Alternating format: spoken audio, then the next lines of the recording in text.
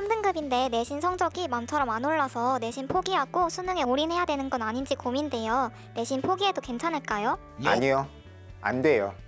핸드폰 끄고 공부하러 가세요. 3등급이라면 포기할 필요도 없고 포기하는 게 좋은 선택도 아닙니다.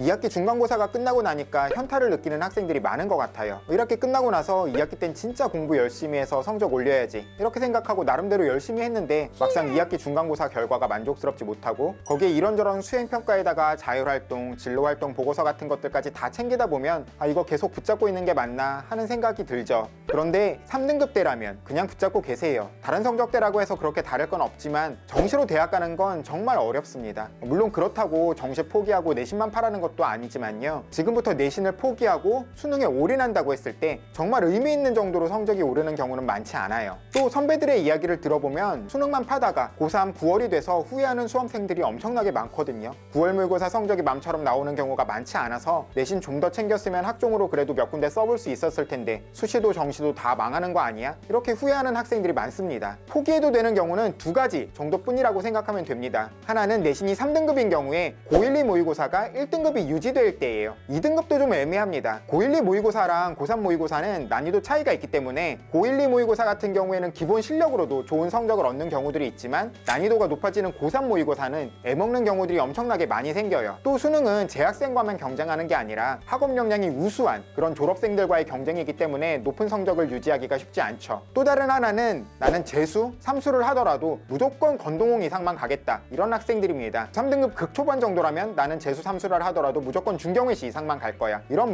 마음가짐이라면 내신을 포기해도 될 수 있어요. 그런데 3등급 성적으로도 앞에서 말한 대학들의 수시를 합격하는 경우도 있거든요. 그러니까 수시 역시 포기하지 않는 걸 더 권하고 싶어요. 웬만하면 내신을 놓지 마세요. 수능과 내신은 별개의 것이 아닙니다. 내신을 못 올리는데 수능은 올리기 쉬울 것 같아요? 수능이 더 쉬워요? 아니잖아요. 가끔은 진짜 학교의 몇몇 괴물 같은 학생들 때문에 내신 올리기가 어려울 수도 있죠. 그럼 등급이 아니라 원점수라도 올리려고 노력해보고 그리고 나서 판단을 해보세요. 설사 정시로 가야겠다고 생각하더라도 내신 공부가 수능에 도움이 됩니다.